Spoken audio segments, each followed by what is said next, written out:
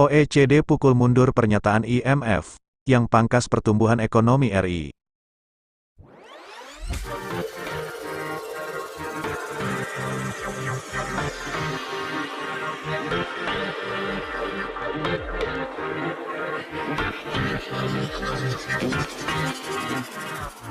Seperti yang kita ketahui bahwa ekonomi Indonesia kini tengah menjalani sebuah proses untuk menjadi ekonomi yang kuat dan maju, namun puk Anda bahwa di tengah tren positif ekonomi Indonesia, justru IMF mengangkat pertumbuhan ekonomi di dalam negeri. Dana Moneter Internasional IMF memangkas proyeksi pertumbuhan ekonomi Indonesia pada tahun politik 2024. Hal ini terungkap dalam laporan terbaru World Economic Outlook edisi Juli yang berjudul Near Term Resilience, Persisten Kalenges yang dirilis. Lembaga Moneter Dunia ini memangkas proyeksi pertumbuhan ekonomi Indonesia 2024 dari 5,1% menjadi 5%. Sementara itu, IMF tetap memasang perkiraan 5% untuk pertumbuhan ekonomi Indonesia tahun ini. Pemangkasan proyeksi ini belum dipaparkan secara terperinci berdasarkan wilayah. Namun IMF melihat adanya pelemahan pertumbuhan bagi negara-negara yang ekspornya bergantung pada komoditas. Kepala Ekonom IMF Pierre-Olivier Gourinchas mengungkapkan kawasan Asia akan tumbuh kuat 5,3% pada tahun ini. Tetapi negara-negara penghasil komoditas akan menderita karena melemahnya ekspor. Negara emerging dan berkembang di Asia akan tumbuh kuat 5,3%. Namun banyak produser komoditas yang akan menderita karena penurunan penerimaan pendapatan ekspor. Tutur Gourinchas, dalam konferensi pers, dikutip dari website resmi IMF. Apa yang dikhawatirkan IMF sebenarnya telah terbaca di tanah air. Menteri Keuangan Sri Mulyani Indrawati mengakui Indonesia mulai terkena dampak dari pelemahan ekonomi global. Hal ini langsung terlihat pada data ekspor pada Juni tahun 2023 yang turun 21,2% secara year-on-year.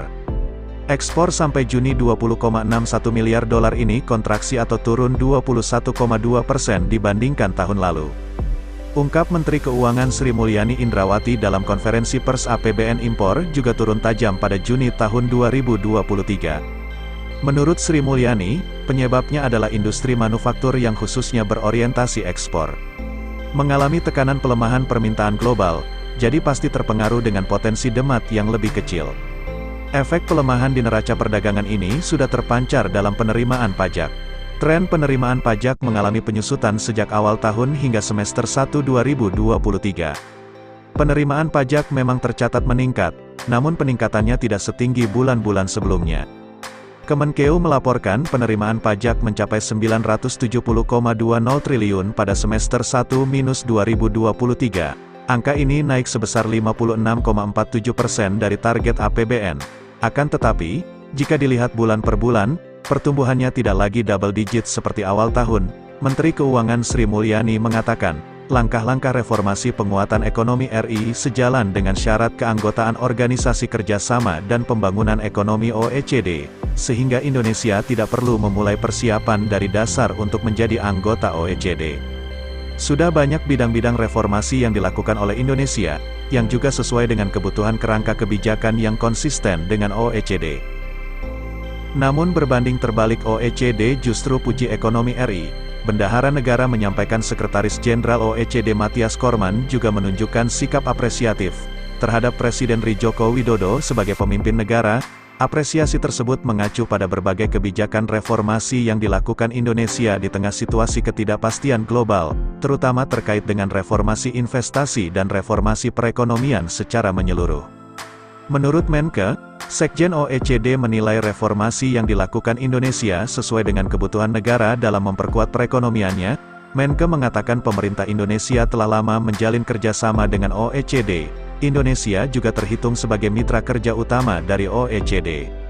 Selain itu, Indonesia dengan OECD telah melakukan berbagai program kerjasama, seperti survei ekonomi dan penilaian terhadap kebijakan yang berlaku di tanah air.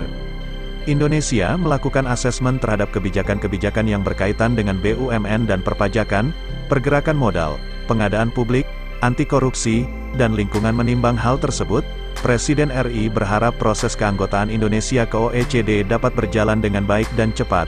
Presiden juga berharap dengan bergabungnya Indonesia ke anggota OECD, dapat bermanfaat dalam memperbaiki kualitas kebijakan dan birokrasi di Indonesia.